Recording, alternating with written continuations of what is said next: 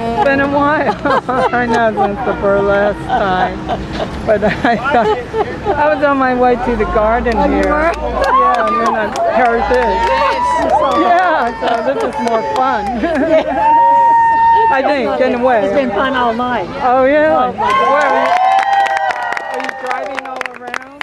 Or just Well, this part, most of we were in the bar. Oh. Where she read from her book. And then Who? she's showing how to do catch a fly ball in traffic. Oh. She's the poet, right? Yeah, it is. Oh, Annie there. Stickball?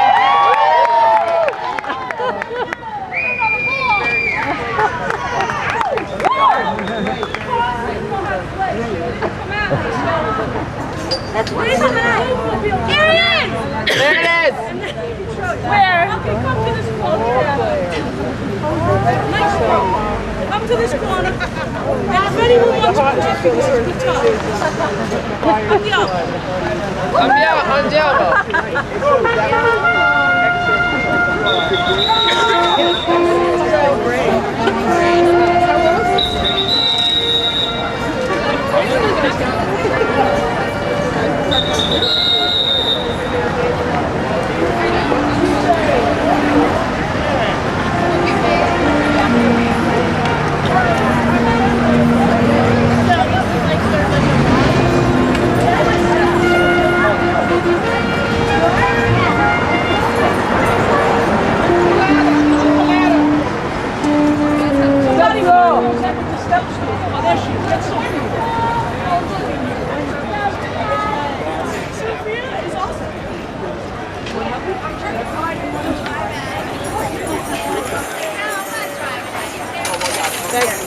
You're welcome. Sorry I can't jump up here like I did when I was a kid. But I'm up. So, this is how we hung out in the Bronx and all in New York. Who hung out in a mailbox? No. And where did you do it? Around this neighborhood, right? This mailbox is my favorite in the city because of its voice. Can I have a beautiful assistant, please? We're ready. I want you all to listen to the voice of the mailbox. Every mailbox has a different voice. I want you to pull it a couple of times and let it sweep back. No, pull it all the way. All the way down. And let it go up. Down and let it go up. Listen to this. Yeah. Oh, thank you.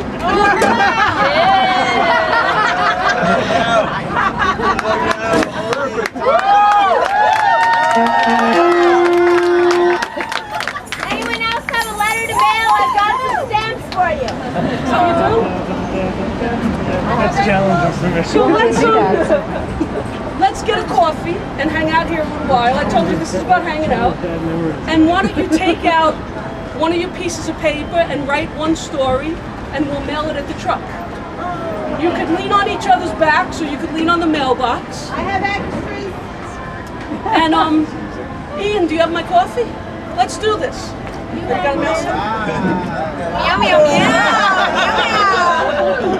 Meow, meow, meow. That's funny. And I'll tell you another story while we're here. Tell us a story. So, a block down on 81st, there's not a mailbox there, but there's a mailbox here, so I'm going to tell the story here. This was the strip in the city where I decided would be my real eating place.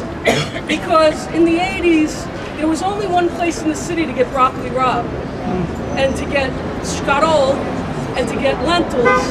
Oh no, lentils there were other places. But to get that hot bowl of greens like my grandmother picked on the side of the road with garlic, the only place I knew of anyway was La Focacceria. And they treated me nasty in there.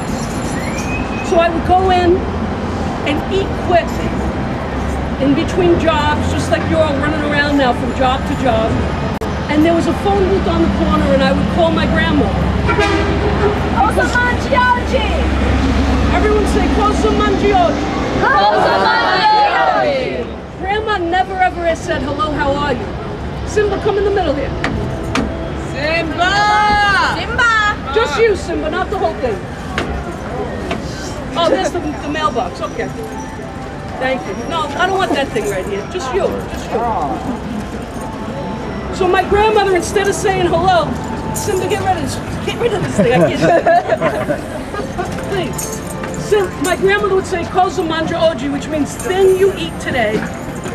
It really wasn't a question. It really wasn't what did you eat today. It really was, Did you eat list the things that you ate today. So I would go to Focacceria, and then I would get on that payphone, and I'd say, ciao, nonna, and she'd say, Cosa mangioggi? she'd say, cosa mangia oggi? So I would say, un poco di scarol, and she'd say, bravo, or bene, bene. I'd say, un poco di vino, she'd say, that's okay. And then I'd say, I want to come up and see you in the Bronx. You know, I didn't say in the Bronx, but I'm telling you. And she'd say, pa, or ee. And I'd say,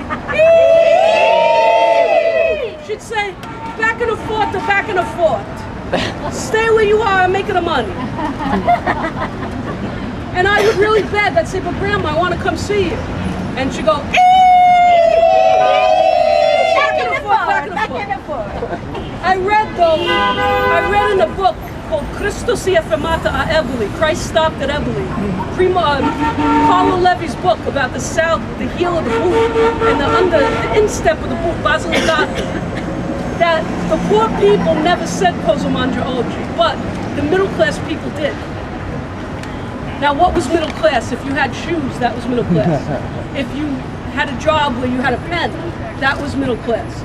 So it was the priests, it was the polizia, anybody with shoes. So my grandmother growing up as a little peasant on a, you know, as an itinerant farm worker on fields owned by the bosses, the padrone, who just like here or anywhere else on earth, they didn't give them enough water, you know, and they demanded most of the crop. She didn't get to say Cosa mangia oggi because eating's not a choice for that level of peasant.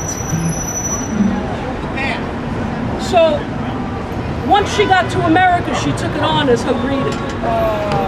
Instead of saying hello, Cosa mangia oggi. Now, I want Simba to tell us how they say hello in all the ways in Africa. Let me have this. Everybody, this is the closest thing I ever have to a daughter. This is Simba Yangala. Who's getting married? Yeah, and you're gonna. That's right, baby. Hold it, baby. Thanks, brother. You're telling us how do you say I I love you to someone or hello to someone you care about in every language you know. How many languages? No, she knows about the gold and how's your sick gold and Yeah, when I first came to the United States, like everybody would say, "How are you?" and you have to say how you feel. But I got so confused because where I'm from, like most African countries, when they say "How are you?" you don't say how you feel. You give like this long greeting, like they will say, "How are you?" and then you say you good, and then they say, "How is your mom?" you say she's good, and the farm you say she's good, and the tomatoes and they're good, and the vegetables are good, the goats are good, the chickens did they have eggs? Yes they did. The eggs hatched and all that. So it's like this long greetings, but in America it's like, "How are you?" You gotta say how it sucks today, like, "Oh, I had a fucking day today, it was all crap, I'm not feeling shit, you know, my life sucks." But it's not like that. In the conversation you will say how the life sucks, but the greeting is just for the purpose of saying how is the chicken and the farm and the tomatoes and the lettuce and if the chicken hatched or not. So I'll try one in Wolof. You know, I don't speak that much Wolof, but I love it the way they rhyme with theirs. So I'll try. They go Nanga Def. Can you try to say Nanga Def? Nanga Def. So you say Nanga Def and you say Ngani Firi, Mani Mudula, Mundi Pala, Gari Pali, Pudula, feeling say Bari chicken, Pudula, Ani Mungudula. Ani Mungudula. That's thank you. Okay, now I'm going to say in Swahili. So you said Jumbo, that's me. Jumbo. So Jumbo, you say in the United States, it'll be like, "Oh, my life sucks," but we don't go there. So you say Jambo sana, habari mzuri, baada mama kukumbia renda kwa mashamba, shukuje kwa mashamba, baada makumbia kwa makumeli. Afu jembe ni kwa urenda kumbili na mpige. Na masilva kwa tukanika bili kuribeba rudisha. Bili rudisha na urenda urumangara na mimi mwangalia na alienda alirudia alikupa alipachani mama kwa alisani badala yako beko je bakwenu. Bale barenda mu America bale rudia bale barenda mu Europe ba Belgique ba France. Bale barenda kwa aeroport bale rudia wapi? Ba mu New York, ba mu New York basha kuja bakwenda barenda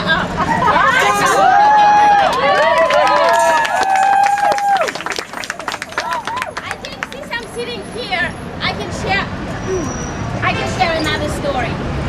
I spoke to Take the power, yeah. Yeah. Audrey had told me about a meditation that she made, and she saw my mom in her meditation. I took that meditation for, I think, in March. I started to sleep in Congo's schedule. So I'm like totally exhausted because since March, I think mid-March, I've been sleeping on Congo's schedule. They're like 5 hours behind. Okay, the reason I've been sleeping on Congo's schedule is because finally I was meditating and then I said, yes, I got the key. I have to land my mom on my technology head. She's been having problems with computer. So I said, I'm going to land on my head. I landed my mom, my head, and my head traveled all the way in Congo. And then it traveled throughout the computer. I did the application for her at her. She has a Facebook that she never seen and an email she hasn't seen. So she get all that. And I went through the American embassy and I applied a visa for her. And then I had everything in my hand and I said, how the fuck she's gonna get it in Congo now? Because we were talking on the phone, like now I got to the point where I have everything and we were so excited. But I did meet someone who went back to Congo and then I said, now I have to call that person because that person can print. So I called that person and then that person prints. Now the papers were in my mother's hand. So Thursday night, I totally didn't sleep all night. Because anyway, in the morning I get up and I go babysit. That's what I do.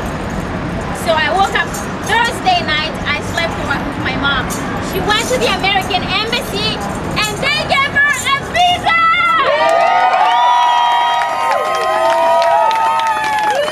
My mother, if anybody wanna come with me to the JFK airport on the 16th at 12 noon, she's gonna land at fucking JFK!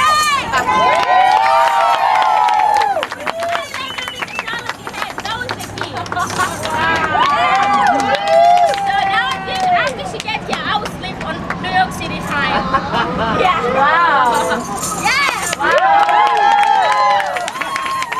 Annie. She just had to go to the... Oh, Annie's gonna meet Annie. Do you want me to start over the story? She did it. Yes, she did it.